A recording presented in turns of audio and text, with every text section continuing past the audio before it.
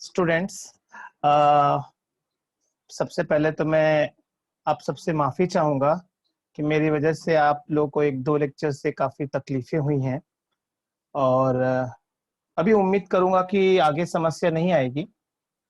और मैं last lecture जो काफी वॉइस की वजह से बहुत सारे स्टूडेंट्स इरिटेट हुए थे, बहुत तकलीफ आ रही थी, समझ में नहीं आ रहा था, तो मैं वो टॉपिक फिर से रिपीट कर रहा हूँ जिससे आपको क्लियर समझ में आ जाए, क्योंकि अगला जो आपका एग्जाम होएगा, टेस्ट होएगा, तो उससे रिलेटेड ये सब चीजें बहुत इंपॉर्टेंट हैं। तो उम्मीद करूंगा कि आप एक नोटबुक और एक पेन अपने पास रखेंगे, बाकी कुछ जरूरत नहीं है। थोड़ा बहुत जो बताऊंगा उतना नोट करते जाइए। और आज का जो टॉपिक है वो है काल। काल मतलब समय। हिंदी एंटायर और हिंदी 50 दोनों के लिए दो दो मार्क का ही पूछा जाता है, तो दोनों के लिए बहुत इंपॉर्टेंट है। और आगे अगर देखेंगे समय में, तो सबसे पहले हम डेफिनेशन से इसके स्टार्ट करते हैं, शुरुआत करते हैं। परिभाषा है क्रिया के जिस रूप से समय का ज्ञान होता है, व्याकरण में उसे काल कहते हैं। कितनी अच्छी और कितनी आसान बात दी गई कि क्रिया के जिस रूप से, मतलब जो काल है ना, वो क्रिया का एक रूप। क्रिया मतलब वर्ब जो सेंटेंस के एंड में आता है, और जो क्रिया आती है अंत में ना, उसके भी कई रूप होते हैं। और उसके एक रूप में वो टाइम के रूप में हमें नॉलेज देता है कि भाई देखो, ये सेंटेंस में ये टाइम बताया गया है, और एग्जैक्टली जो टाइम बताता है वही काल कहलाता है। और काल के भेद के बारे में जाने तो हमने बचपन से पढ़ा है, 5th में, 6th में, 7th में, 8th में पढ़ा कि काल के 3 भेद होते हैं। जी बिल्कुल, सब जानते हैं। वर्तमान काल, भूतकाल और भविष्यकाल। बट इसके आगे और ज्यादा डिटेल में आपने पढ़ा है कि नहीं पढ़ा है, लेकिन अब आपको ये चीज पढ़ना होगा। आइए हम थोड़ा डिटेल में इसके बारे में इंफॉर्मेशन निकालते हैं। पहले वर्तमान काल के 3 भेद होते हैं। 3 भेद में पहला है सामान्य वर्तमान काल, और दूसरा है अपूर्ण वर्तमान काल, तीसरा है पूर्ण वर्तमान काल। डियर स्टूडेंट्स, अगर हम भूतकाल की बात करें तो भूतकाल के भी 3 भेद होते हैं। पहला भेद है सामान्य भूतकाल, दूसरा अपूर्ण भूतकाल, और तीसरा पूर्ण भूतकाल। ठीक ऐसे ही, बिल्कुल ऐसे ही, आपको याद करने में कोई प्रॉब्लम नहीं आए, कोई कंफ्यूजन ना हो, इसीलिए बोर्ड ने आपको तीनों बिल्कुल इक्वल जैसा दिया है कि आपको याद रह जाए। भविष्यकाल के भी 3 भेद होते हैं, सामान्य भविष्यकाल, अपूर्ण भविष्यकाल और पूर्ण भविष्यकाल। मतलब अगर आप सामान्य, अपूर्ण, पूर्ण याद करके रखते हो, तो उसके पीछे अगर आप वर्तमान, भूत, भविष्य लगाते गए तो तीनों के रूप तैयार हो गए। बट इनको पढ़ना और इसमें याद क्या करना है आपको, जब आपको काल पहचानना या काल परिवर्तन करना होगा, तो आपको किन चीजों का ख्याल रखना है उसके बारे में जाने। लेकिन उसके पहले मैं आपको बता दूं, ये जो हमने डेफिनेशन पढ़ा था ना, वो थोड़ा सा और डिटेल में जाके समझ लेते हैं कि है क्या। उसके लिए मैंने यहाँ पे एक क्वेश्चन तैयार किया। काल परिवर्तन करना मतलब क्रिया में परिवर्तन करना। हमने देखा था ना, क्रिया के जिस रूप से समय का ज्ञान होता है, व्याकरण में उसे काल कहते हैं। तो यहां पे उसी के बेस पे दिया कि अगर आपको काल को बदलना है तो क्रिया को बदलो। ऐसा क्यों भाई? तो मैं बताना चाहता हूं थोड़ा सा डिटेल में जाके। ऐसा इसलिए क्योंकि क्रिया के 2 भेद होते हैं। कौन कौन से? पहला होता है मुख्य क्रिया और दूसरा होता है सहायक क्रिया। और मुख्य क्रिया और सहायक क्रिया के भी कई रूप होते हैं, लेकिन मैं इतने ज्यादा डिटेल में आपको नहीं जाऊंगा। जो आपके लिए जरूरत की चीज है सिर्फ मैं उतने ही बताऊंगा। तो जो सहायक क्रिया है ना, सहायक क्रिया मतलब हेल्पिंग वर्ब, या ग्रामेटिकल वर्ड में कहेंगे तो ऑक्सिलरी वर्ब। तो वो सहायक क्रिया का एक रूप होता है, वो है काल। अब थोड़ा हम जानते हैं, थोड़ा फ्लैशबैक में जाते हैं। काल सहायक क्रिया का एक रूप है, सहायक क्रिया क्रिया का एक रूप है। इसीलिए डेफिनेशन में आपको कहा गया था काल परिवर्तन करना मतलब क्रिया में परिवर्तन करना। मतलब वर्ब को चेंज करना है तो टेंस को चेंज करना है, टेंस को चेंज करना है तो वर्ब को चेंज करना है। अब हम थोड़ा मुद्दे की बात करते हैं। वर्तमान काल पहचानना। अगर आपको प्रेजेंट टेंस पहचानना है, सामान्य वर्तमान काल, अपूर्ण वर्तमान काल, पूर्ण वर्तमान काल पहचानना है, तो उसकी पहचान आपको याद रखना पड़ेगा। अच्छा, अगर आपको परिवर्तन करना है तो भी आपको पहचान को याद रखना पड़ेगा। आप सोचो कितना इंपॉर्टेंट है पहचानना। तो आइए पहचान किसकी? वर्तमान काल की। तीनों देखते हैं। पहला दिया है सामान्य वर्तमान काल की पहचान। तो जो लोग लिखे हैं तो थोड़ा सा अपना फिर से रिवाइज कर लेंगे। जो लोग नहीं लिखे थे वो लोग फिर से आराम से लिख लो। मैं बहुत आराम से बोल रहा हूं, आपको लिखने भर का वक्त मिलेगा। जब क्रिया के अंत में, मतलब आपको एक वाक्य दिया है, वाक्य के अंत में क्रिया दी गई है और क्रिया के अंत में अगर उसमें दिया है ता है या ती है अथवा ते हैं या ता हूं या ती हूं या ते हो ती हो में से कोई भी आए तो वाक्य सामान्य वर्तमान काल में होगा। कितनी अच्छी पहचान है। जैसे मैंने अगर एग्जांपल दिया आपको, राम चला आता है, बच्चा खाना खाता है, या कहें हम राधा चली आती है, बच्चे खेलते हैं, मैं खाना खाता हूं, मैं खाना खाती हूं, तुम खेलने जाते हो, तुम पढ़ने जाती हो। इस तरह से सेंटेंस आए और लास्ट में ता है, ती है, ते है, ता हूं, ती हूं, ते हो, ती हो में से कोई भी आए तो आप समझ लेना कि बिल्कुल आप सही रास्ते पे हो। यह सामान्य वर्तमान काल की पहचान है। अब दूसरा देखते हैं, अपूर्ण वर्तमान काल की पहचान। तो स्टूडेंट्स, वर्तमान काल की पहचान, अपूर्ण वर्तमान काल की पहचान है अगर क्रिया के अंत में रहा है, रही है, रहे हैं, रहा हूं, रही हूं, रहे हो, रही हो में से कोई भी आए तो वो वाक्य अपूर्ण वर्तमान काल में ही होगा। एग्जाम्पल के लिए जैसे यहां पे दिया है, राम चला आ रहा है, राधा चली आ रही है, बच्चे चले आ रहे हैं, मैं दौड़ने जा रहा हूं, मैं पढ़ रहा हूं या मैं पढ़ रही हूं। तुम खेल रहे हो, तुम सुन रहे हो या तुम सुन रही हो। इस तरह से आप वाक्य बना सकते हैं। मैं करंट एग्जांपल इसलिए दे रहा हूं, शायद आप इसे ज्यादा अच्छी तरीके से समझ सकें। तो आइए वर्तमान काल का तीसरा और अंतिम रूप भी देखते हैं। वो दिया है पूर्ण वर्तमान काल की पहचान। तो इसकी पहचान क्या है? जब क्रिया के अंत में आ है अथवा या है या ई है या ए है में से कोई भी आए। जैसे आपने समझा है, आपने जाना है। मैं आ है का बता रहा हूं, जाना है। आप या है का मैं बता रहा हूं। हां, या है। मोहन स्कूल गया है, ई है। राधिका स्कूल गई है, ए है। बच्चे खेलने गए हैं। इस तरह से वाक्य बनते हैं। और अगर वाक्य के अंत में आ या ई ए के साथ में है आए तो वह वाक्य निश्चित रूप से पूर्ण वर्तमान काल में ही होगा। इस तरह से राम चला आया है, राधा चली आई है।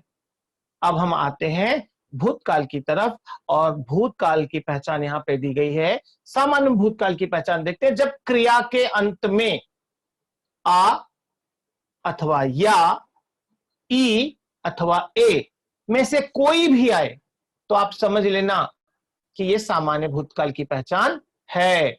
उदाहरण देखते हैं। जैसे राम चला आया, वाक्य के अंत में न है और न था है। राधा चली आई, न वाक्य के अंत में है न था है। मतलब ये यहां पे एक और अच्छी पहचान बन रही है कि जिस वाक्य के अंत में है और था नहीं हो वह सामान्य भूतकाल में होगा। चलिए और थोड़ा डिटेल में जानते हैं। आगे अपूर्ण भूतकाल की पहचान, जब क्रिया के अंत में रहा था, रही थी, रहे थे आए, तो वह वाक्य अपूर्ण भूतकाल में होता है। उदाहरण के लिए, राम चला आ रहा है, आ रहा था। राम चला आ रहा था, राधा चली आ रही थी, बच्चे स्कूल जा रहे थे। इस तरह से वाक्य बनते हैं। और तीसरा और अंतिम है पूर्ण भूतकाल की पहचान, जब वाक्य के अंत में आ था, या था, ई थी, ए थे में से कोई भी आए तो वह वाक्य पूर्ण भूतकाल में ही होगा। उदाहरण के लिए, जैसे राम चला आया था, राधा चली आई थी। इस तरह से वाक्य बनेंगे। कितना आसान है पहचानना। अब आपको ऐसे याद भी करना है। सामान्य वर्तमान काल की पहचान, ता है, ती है, ते है सामान्य वर्तमान काल, रहा, रही, रहे हैं अपूर्ण वर्तमान काल। इस तरह से अगर आप गा के भी याद करोगे तो आपको एकदम रिदम से पूरा बढ़िया याद रहेगा। चलिए अंतिम भविष्यकाल की तरफ चलते हैं। तो भविष्यकाल की पहचान में तीनों के देखेंगे, सामान्य, अपूर्ण, पूर्ण। तो पहले सामान्य से शुरुआत करते हैं। सामान्य भविष्यकाल की पहचान कुछ इस तरह से है, जब क्रिया के अंत में एगा, एगी, एंगे, ऊंगा, ऊंगी में से कोई भी आए तो वह वाक्य सामान्य भविष्यकाल में होगा। जैसे अभी सबके मैं एग्जांपल्स आपको बता रहा हूं। एगा, राम स्कूल जाएगा। एगी, राधा स्कूल जाएगी। एंगे, बच्चे पढ़ने जाएंगे। ऊंगा, मैं पढ़ने जाऊंगा। ऊंगी, मैं पढ़ने जाऊंगी। इस तरह से वाक्य के अंत में आप देख रहे हैं एगा, एगी, एंगे, ऊंगा, ऊंगी आ रहा है ना। तो बस समझ लो। उदाहरण जो यहां पे दिया है, राम चला आएगा, राधा चली आएगी। दूसरा देखते हैं अपूर्ण भविष्यकाल। अपूर्ण भविष्यकाल की पहचान इस तरह से है, जब क्रिया के अंत में रहा होगा, रही होगी, रहे होंगे, रहा होऊंगा, रही होऊंगी। मतलब मैं खाना खा रहा होऊंगा, मैं खाना खा रही होऊंगी। मैं आया तो होगा, वहां पे ऊंगा, ऊंगी आएगा। और यहां पे रहा होगा मतलब अभी यहां पे एक फ्यूचर के लिए अनुमान लगाया जाता है। इसके लिए वाक्य कैसे बनते हैं, इस तरह से। जैसे राम चला आ रहा होगा, राधा चली आ रही होगी, फिल्म शुरू हो रही होगी। इस तरह से आप वाक्य बनाएंगे। और तीसरा और अंतिम पूर्ण भविष्यकाल की जो पहचान है वो इस तरह से है कि चुका होगा, चुकी होगी, चुके होंगे, चुका होऊंगा, चुकी होंगी। अच्छा, कहीं कहीं पे आपको चुका चुकी नहीं मिलता है, तो प्लीज आप कंफ्यूज मत हो और घबराइए भी मत। हो सकता है वहां पे चुका चुकी की जगह पे सिर्फ होगा, होगी, होंगे, होऊंगा, होंगी दिया रहेगा। तो आप देख रहे हो ना, आपको पहचानना तीनों फिर भी आसान होगा, क्योंकि सामान्य भविष्यकाल में एगा, एगी, एंगे, ऊंगा दिया हुआ है। अपूर्ण में रहा होगा, रही होगी दिया है। और जब रहा, रही, रहे हटा देंगे तो पूर्ण भविष्यकाल बन जाएगा। बहुत आसान है। उदाहरण भी देख लेते हैं। जैसे राम आ चुका होगा, राधा आ चुकी होगी। इस तरह से वाक्य बनते हैं। अब हम थोड़ा और आगे बढ़ते हैं।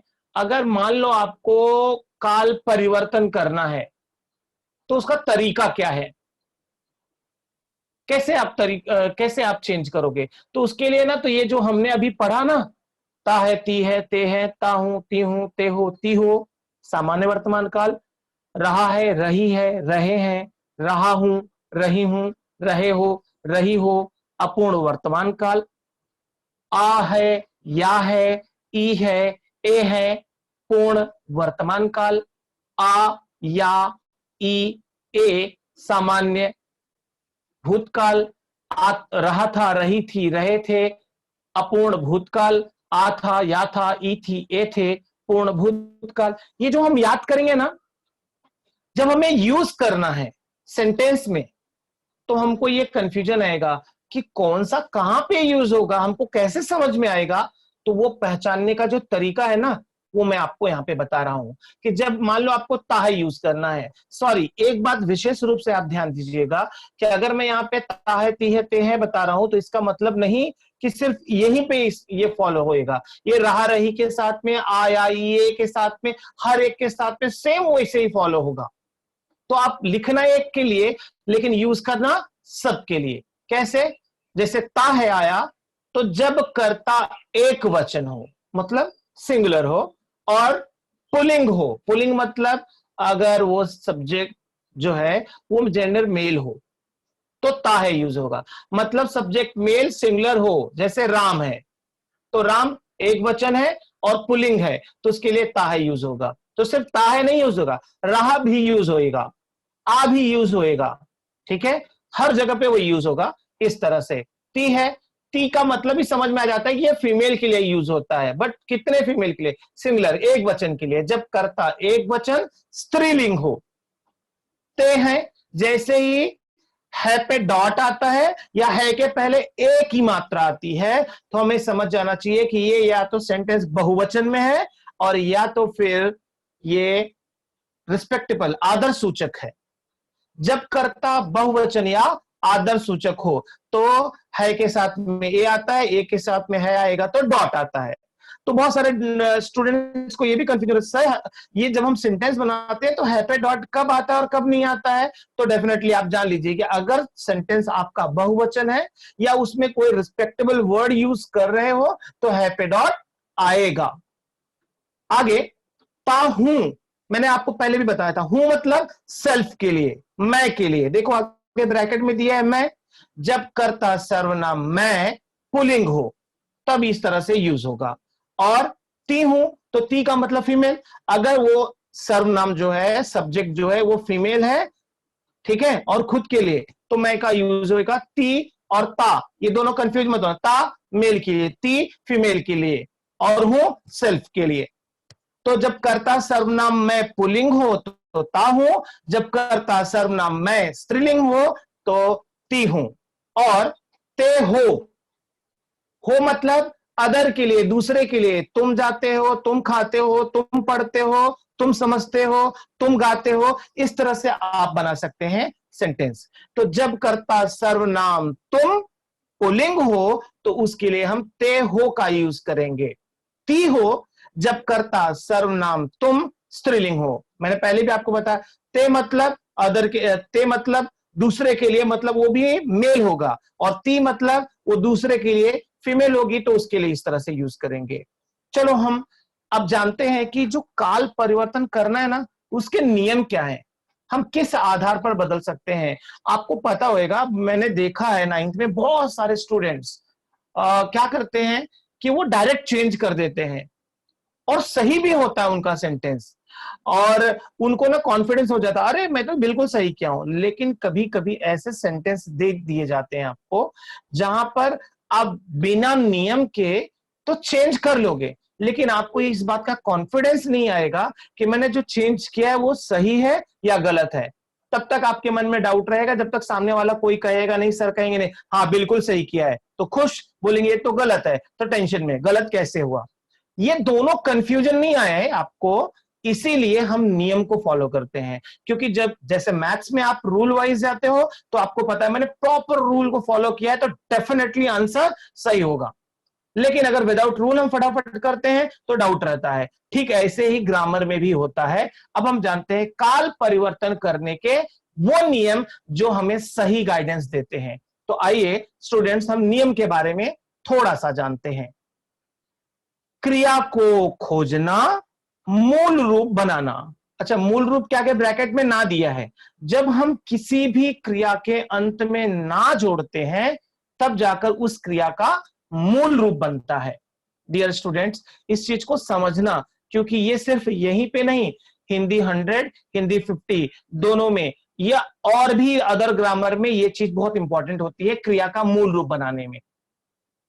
ठीक है, तो वो आगे मैं आपको दूसरे ग्रामर में दूसरे में बात करूंगा। यहां पे पहले समझ लेते हैं कि जब हम क्रिया के अंत में ना जोड़ेंगे तो उसका मूल रूप बनेगा कैसे, आइए देखते हैं। जैसे राम ने पत्र लिखा, एक सेंटेंस दिया है और इस सेंटेंस को आपको चेंज करना है सामान्य वर्तमान काल में, ठीक है। तो उसके लिए हम क्या करेंगे, सेंटेंस भी दिया है, ब्रैकेट में ये भी दिया है कि किसमें चेंज करना है, तो सामान्य वर्तमान काल में चेंज करना है। तो आप ध्यान दोगे कि अच्छा सामान्य वर्तमान काल की पहचान हमने क्या पढ़ी थी। जरा आप लोग चैट बॉक्स में फटाफट लिखो सामान्य वर्तमान काल की पहचान क्या क्या पढ़ी थी। कितने लोग अभी ध्यान दे रहे हैं, जरा फटाफट चैट बॉक्स में लिखो, मैं चेक करता हूं, ठीक है। अब हमने पढ़ा कि आगे सेकंड कॉमा के बाद क्या कहते हैं, मूल रूप बनाना। मूल रूप बनाने का मतलब क्रिया के अंत में ना जोड़ना, मैंने अभी आपको बताया। लेकिन क्रिया के अंत में ना जोड़ें उसके पहले नीचे वाले सेंटेंस में हम पहले क्रिया को खोजें। कहां है क्रिया, राम ने पत्र लिखा, राम ने पत्र क्या किया, लिखा। लिखा मतलब क्रिया, एक्शन हो रहा है, तो लिखा में हम ना जोड़ेंगे तो क्या होगा, लिख प्लस ना, लिखा प्लस ना नहीं होएगा। क्यों भाई, जानते हैं आगे कि कैसे होएगा। इस तरह से लिखा लिखना, तो ना जोड़ा, फिर दूसरे रूल में कहते हैं ना को हटाना सूत्र को जोड़ना। भाई ना को जब हटाना ही था तो जोड़ा क्यों, ये भी कुछ स्टूडेंट को आता है कंफ्यूजन कि सर ना जोड़ा क्यों, हटाया क्यों। इसलिए क्योंकि आप जो क्रिया देख रहे हैं ना, क्रिया के अंत में एक मात्रा दी गई है, किसकी मात्रा है, आ की मात्रा है। अब वो आ की मात्रा जब तक हटेगी नहीं तब तक क्रिया में आप न कुछ जोड़ सकते हो ना आप कोई बदलाव कर सकते हो, क्योंकि अगर आप आ की मात्रा के साथ में कोई भी चेंज करेंगे, कोई भी बदलाव करेंगे तो वो गलत होगा। इसीलिए हमको वो मात्रा हटानी है।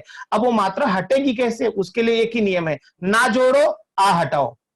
कोई भी मात्रा हो, लिखा हो, लिखी हो, लिखे हैं, लिखा, कुछ भी हो, लेकिन जैसे ना जोड़ोगे वो मात्रा तुरंत हट जाएगी और बचेगा क्या, आगे देखो। राम ने पत्र लिखा, हमने क्या किया, लिख प्लस, अभी ना तो जोड़ दिया था ना को हमने हटा दिया। क्यों हटाया, क्योंकि उसका काम खलास। अब क्या करना है, सूत्र जोड़ना है। सूत्र के आगे देखो ब्रैकेट में क्या दिया है, पहचान। किसकी पहचान, ब्रैकेट में दिया है सामान्य वर्तमान काल की। आप लोगों ने चैट बॉक्स में कुछ लोगों ने ही लिखा, सामान्य वर्तमान काल की पहचान क्या है, ता है, ती है, ते है, ताहू, ती हूं, ते हो, ती हो। अब यहां पे डाउट ये आता है कि हम ये सातों में से यूज कौन सा करें, तो मैंने वहां पे आपको बताया था ता है कब यूज होता है, जब कर्ता एक वचन पुल्लिंग हो। तो देखो यहां पे सब्जेक्ट क्या है, राम, एक वचन है बिल्कुल, और पुल्लिंग है डेफिनेटली, कोई डाउट। तो यहां पे अब हम क्या करेंगे, सूत्र जोड़ देंगे भाई। राम ने पत्र लिखता है, लिख प्लस ता है। अभी भी कुछ इसमें तो ऑड लग रहा है मुझे, राम ने पत्र लिखता है, क्या कंफ्यूजन आ रहा है, हाँ ने, तो ने को हटाने के लिए हम ऐसे हटा दें ना, कुछ भी आप बिना मतलब के चेंज नहीं कर सकते हैं। तो उसके लिए हम अगला तीसरा नियम देखते हैं। आपने दोनों लिखा, अच्छा ये दोनों नियम जो है, पहला और दूसरा, ये हमेशा हर उस सेंटेंस के साथ यूज होगा जिसे आप बदलने वाले हो। पहले क्रिया को खोजेंगे, फिर खोजकर उसका मूल रूप बनाएंगे, मूल रूप बनाने के बाद ना को हटाएंगे और उसकी जगह पे सूत्र को जोड़ेंगे। आइए देखते हैं इसके आगे, राम पत्र लिखता है, राम ने पत्र लिखता है। अब कुछ तो और लग रहा है, राम ने पत्र लिखता है, उसके लिए अगला नियम है, क्रिया बदलने के बाद, क्रिया बदलने के बाद वाक्य पढ़कर यह देखना कि कर्ता संज्ञा है या सर्वनाम। मतलब अब जो आपको ऑड लग रहा है ना सेंटेंस में कुछ भी, तो पहले एक काम करो, ये देखो कि सब्जेक्ट जो है हमने, क्योंकि क्रिया बदल दिया, ता है जुड़ गया। अब क्रिया बदलने के बाद सेंटेंस को पढ़ के देखो, वो जो सब्जेक्ट है ना राम, वो नाउन है कि प्रोनाउन, राम तो नाउन ही होता है, अगर उसके जगह पे हुआ उसने वे होता तो वो प्रोनाउन होता। अच्छा अगर संज्ञा है तो उसके लिए अगला नियम, यदि कर्ता संज्ञा हो तो,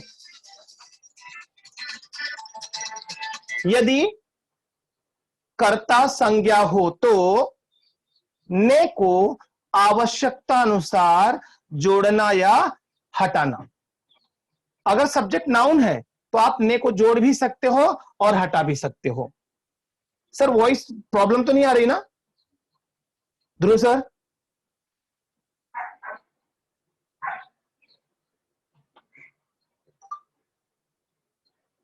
रामपत्र लिखता है, यहां पे दे दिया गया है, हमने ने हटा दिया। क्यों हटा दिया? क्योंकि संज्ञा है राम। तो यहां पे बता कि अगर सब्जेक्ट नाउन है तो ने को जोड़ भी सकते हैं, हटा भी सकते हैं। हमको यहां पे और लग रहा था, हमने इसको हटा दिया। ओके डियर स्टूडेंट्स, आज के लिए इतना ही। अगले और जो नियम है वो आपको मैं अगले लेक्चर में बताऊंगा, और कुछ आपको एग्जांपल खुद से ही मैं सॉल्व करवाऊंगा जिससे आप इसे अच्छे से कर सको। तो उम्मीद करता हूं आपको यहां तक समझ में आया होगा, किसी को कोई डिफिकल्टी नहीं हुई होगी।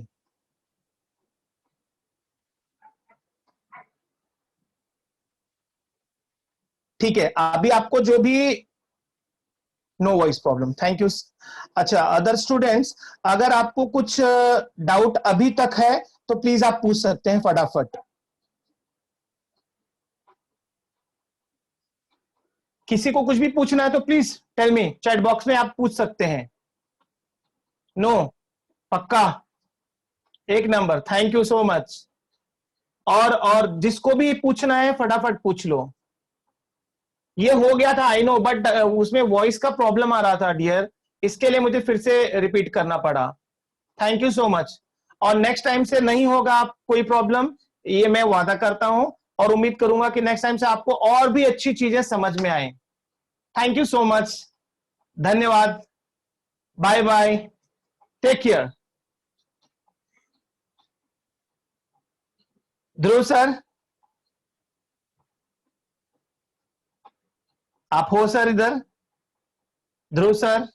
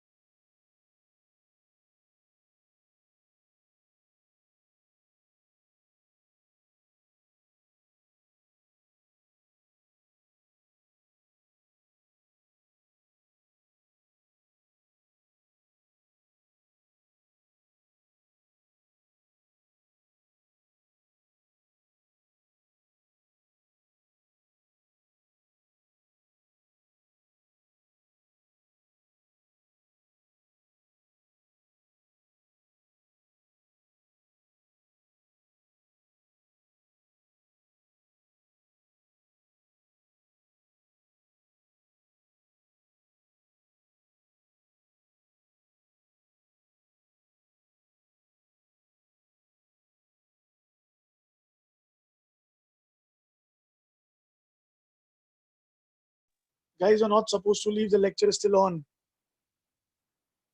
You're not supposed to leave, the lecture is still on. Sir's coming back.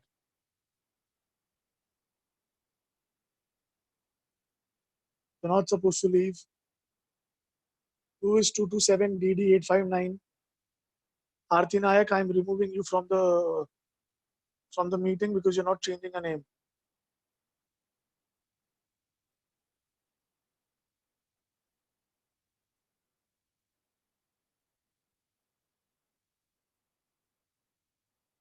Please wait, people. Please wait. You're not supposed to go.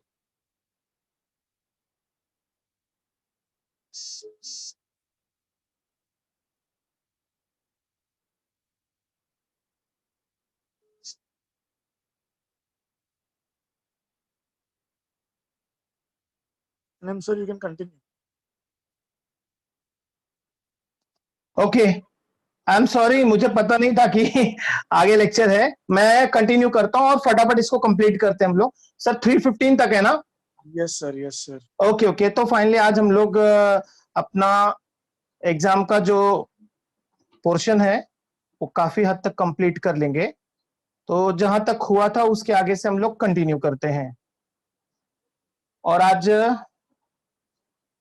फटाफट इसको कंप्लीट कर डालते हैं।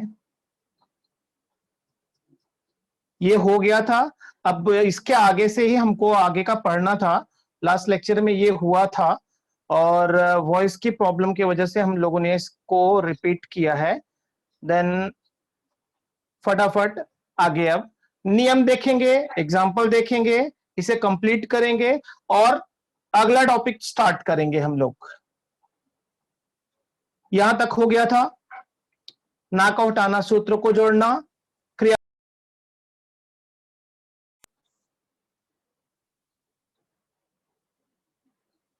हाँ, यहां से यदि कर्ता सर्वनाम हो तो आवश्यकता अनुसार उसे बदलना। स्क्रीन दिख रहा है आपको? सर दिख रहा है ना स्क्रीन पे?